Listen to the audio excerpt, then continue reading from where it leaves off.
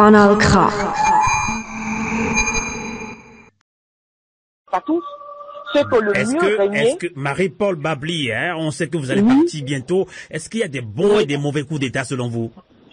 Mais bien sûr qu'il y a des bons et des mauvais coups d'État. Parce que je prends le cas de la Côte d'Ivoire. Il y a eu un coup d'État en 99. Le pays n'a plus jamais été stable. Hein, parce que chacun va venir faire ce qu'il veut. Le pays n'a plus jamais été stable. Donc c'est pour ça qu'un coup d'État, il faut vraiment très vite le canaliser pour ne pas que ça en fasse des successions. Voilà aussi le problème. Mais on va prendre des coups d'État comme ceux de Thomas Sankara, Jerry Rawlings, qui on peut prendre Kadhafi. Ben, tout ça après sont devenus des panafricains qui sont nos références aujourd'hui. Parce qu'ils ont pensé à leur peuple. Ils ont pensé à leur peuple. Pour terminer, en 99, il y a eu le coup d'État en Côte d'Ivoire, le général Guéhi, qui aujourd'hui était une figure, comme aujourd'hui c'est le cas, je pense que celui qui a la tête, il s'appelle Assimi Goïta, si j'ai bonne mémoire. Et quand il a gouverné, il voulait faire une transition, et lui-même après, il s'est présenté. Et ça donnait en fait la succession de bagarres qu'on voit aujourd'hui à Côte d'Ivoire. Bon, on en parlera plus tard. Tout Donc à fait. en fait, ceux qui seront là, il faudrait pas qu'ils prennent goût au pouvoir, parce que le militaire doit rester un militaire. Mais là, il y a eu des militaires aussi qui ont bien gouverné, parce qu'ils ont pensé à leur peuple. Nous sommes arrivés à un stade de l'Afrique où maintenant nous voulons des dirigeants qui ne servent pas leurs intérêts personnels et qui pensent un peu au peuple. Nous sommes fatigués de voir nos enfants mourir dans la mer. Donc si, par un coup d'État, on peut avoir quelqu'un qui va aplanir et apaiser le Mali, franchement que Dieu soit béni. Quant à la CEDEAO et sa façon de gérer la crise de façon ridicule, qui n'a jamais pu résoudre quelque chose que ce soit. On a vu un peu leur médiation avec le Togo qui a réinstallé. Mais vous êtes ivoirienne, vous êtes ivoirienne, mais on a appris que c'est plutôt Ouattara qui aurait, qui met la pression sur ses homologues.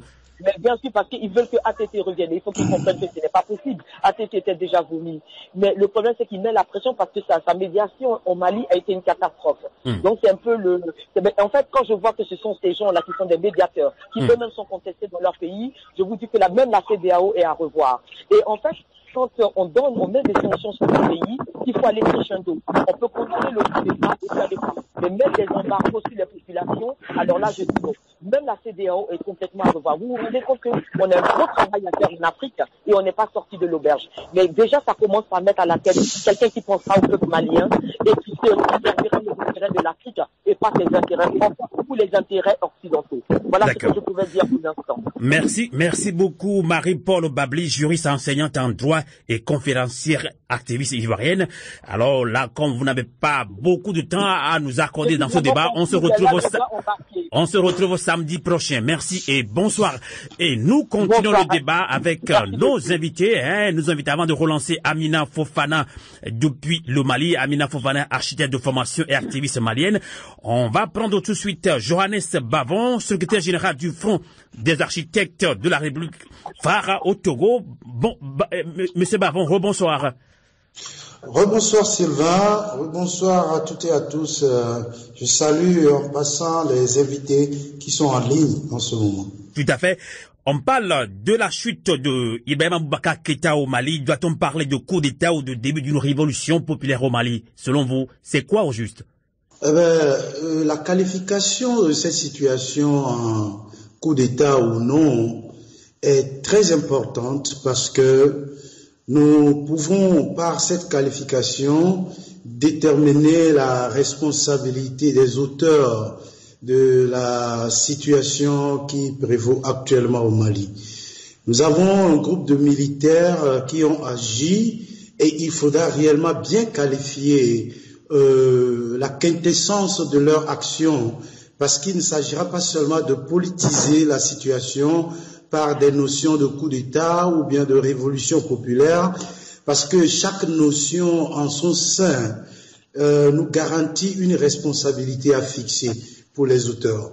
Donc, en la matière, Sylvain, je m'en vais vous dire que lorsqu'on veut parler de coup d'État, il faut faire très attention parce que, d'une part, ceux qui sont intéressés par la qualification de coup d'État de la situation, il faut tout de suite se demander quel est leur intérêt en qualifiant cette révolution de la sorte. Bien, il faut comprendre que il y a des gens qui parlent du coup du putsch ou bien de coup d'État parce que ils veulent imposer aux auteurs de cette situation noble certaines responsabilités après. Il faut pas oublier cela. Ça je veux parler des forces exogènes à l'Afrique. D'autre part, lorsque la CEDEAO a suivi la France ipso facto pour condamner fermement et ce qu'il a appelé de coup d'État au Mali, c'est justement pour certaines raisons. Et la première raison, je dirais, c'est que nous avons compris qu'il y a une intention de prendre en otage nos pays africains, surtout francophones. Et le médiateur pour un tel acte, c'est cette organisation de notre sous-région. Ainsi donc, la CEDEAO et les forces exogènes, ils savent pertinemment que leurs représentants qui sont au sommet de nos États et qui ne sont pas des représentants du peuple, ces représentants de la France et autres servent certains intérêts, servent des intérêts à ces forces exogènes. Ainsi, et la France ou les forces exogènes et la CEDEAO savent pertinemment que l'unique blocage à leur plan de pillage et de corruption en Afrique, c'est le peuple. Parce que seul le peuple détient la souveraineté et la capacité de faire barrage à de mauvaises autorités illégitimes, corrompues et oppressionnaires.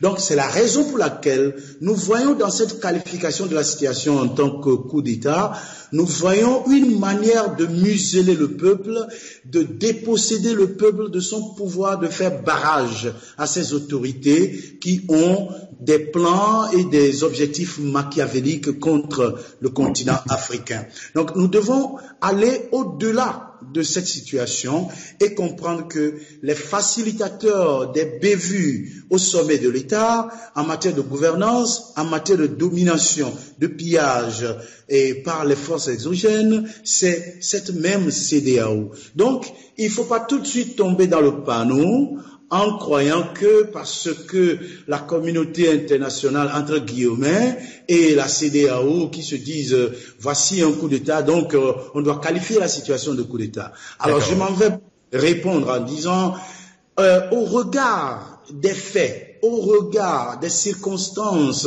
dans l'espèce, est-ce qu'on peut qualifier la situation de coup d'État? Avant de conclure, alors je dirais que il y a eu un soulèvement populaire organisé par le M5 RFP qui a rassemblé toutes les forces vives de la nation, qui a rassemblé les citoyens du nord au sud, de l'est à l'ouest. Et pour quel but? Pour le but de faire barrage à une personne au sommet de l'État qui prend pour prétexte le fait d'avoir été démocratiquement encore, entre guillemets, élu, et qui croit que lorsqu'on est élu démocratiquement, on peut prendre le peuple en otage pendant tout son mandat. Donc un individu qui se croit élu va se dire que, alors là, pendant mon mandat, je serai libre de faire ce que je veux avec mon peuple, avec mon pays et avec l'avenir de la progéniture. Alors le peuple a vite compris et le peuple s'est organisé. Dans ce soulèvement, il y a eu une organisation de répression. Nous avions vu les messages sur les réseaux sociaux entre le fils d'Ibeka et Ahmed Bakayoko et qui se préparait à faire une répression sanglante. Figurez-vous que du début de la situation jusqu'à ce moment dont je parle maintenant, il n'y a pas eu intervention de l'armée. Parce que l'armée considère qu'elle n'a rien à voir dans la situation. Mais lorsqu'il y a eu fuite d'informations qu'il y aura une répression sanglante contre le peuple, nous estimons que l'armée est rentrée dans son rôle régalien qui consiste à protéger d'abord la population parce que c'est cela qui est sa fonction, protéger la population civile contre n'importe quelle attaque, que ce soit intérieure ou extérieure, même venant d'un soi-disant président démocratiquement élu. D'accord. Jonas Bavon, de tout ce que vous venez de dire, on a bien compris que pour vous, on ne doit plus parler de coup d'État, mais d'une révolution populaire. Vient de nous rejoindre dans ce débat panafricain Adama Coulibaly, un grand panafricain burkinabé. Il est le président du parti politique Alternative Patriotique Panafricain, APP Burkindi. Adama Coulibaly, bonsoir. Je ne sais pas s'il nous attend, mais on va le joindre de nouveau. Alors, avant de relancer... Alors, il est là. D'accord. Comment allez-vous, Adama Coulibaly? Je vais bien. J'espère que le peuple malien va bien et que vous allez bien également, ainsi que vos invités, vos auditeurs. Merci beaucoup de nous rejoindre dans ce débat panafricain par rapport à la situation au Mali. Et je l'avais dit, cette émission est co-animée par notre collaborateur Sénat Apeto depuis Luxembourg. Je pense que sûrement il va rebondir ou il a justement une question à adresser à Amina Fofana qui nous accompagne depuis Bamako au Mali. Sénat Apeto. Oui, rebonjour.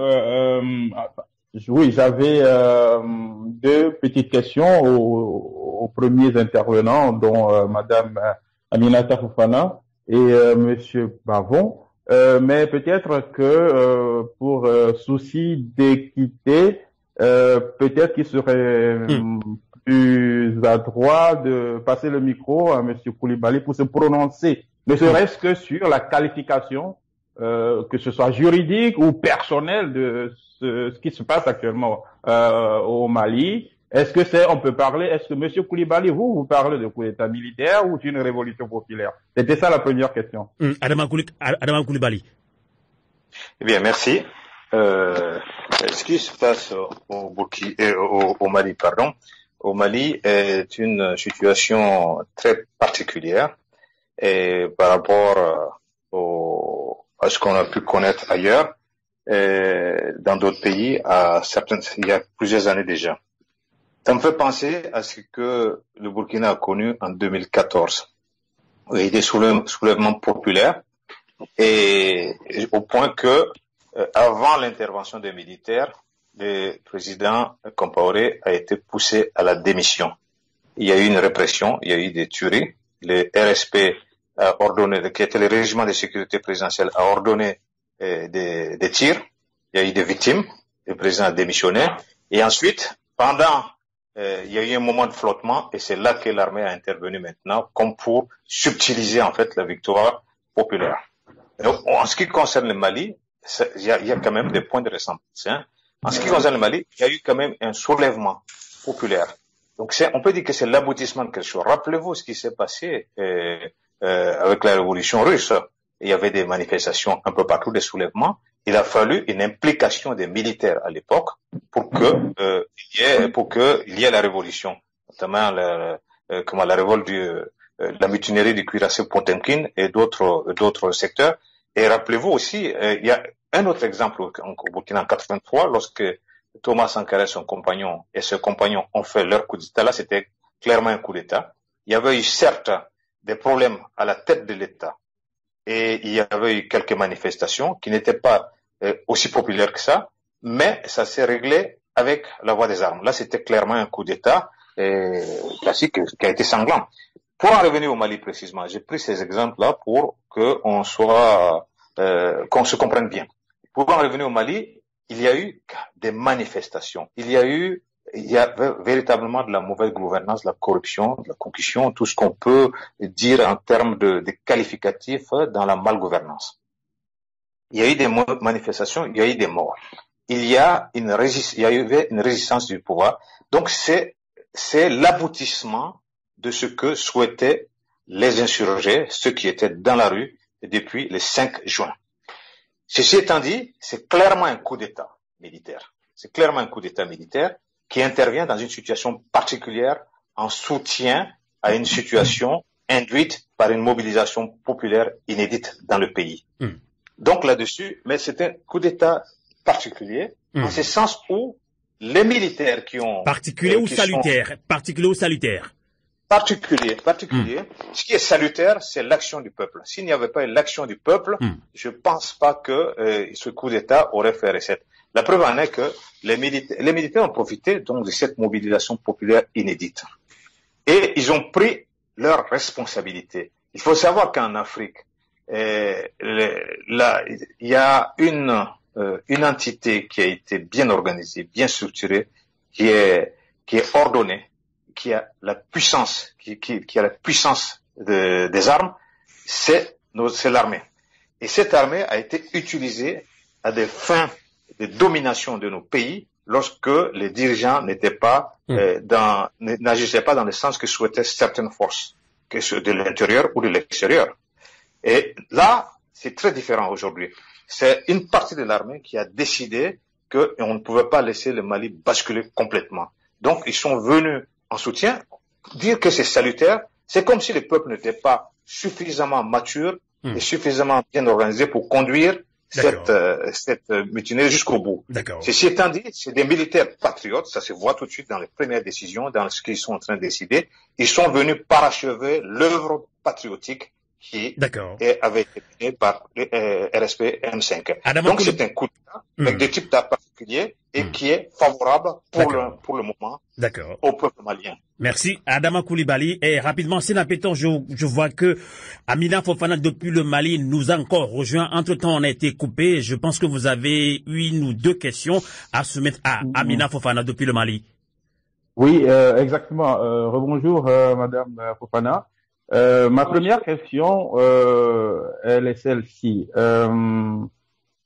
À vous entendre, autant vous que Monsieur Bavon, on voit plutôt un aboutissement de la volonté populaire, même si l'armée est intervenue. Ma question est celle-ci.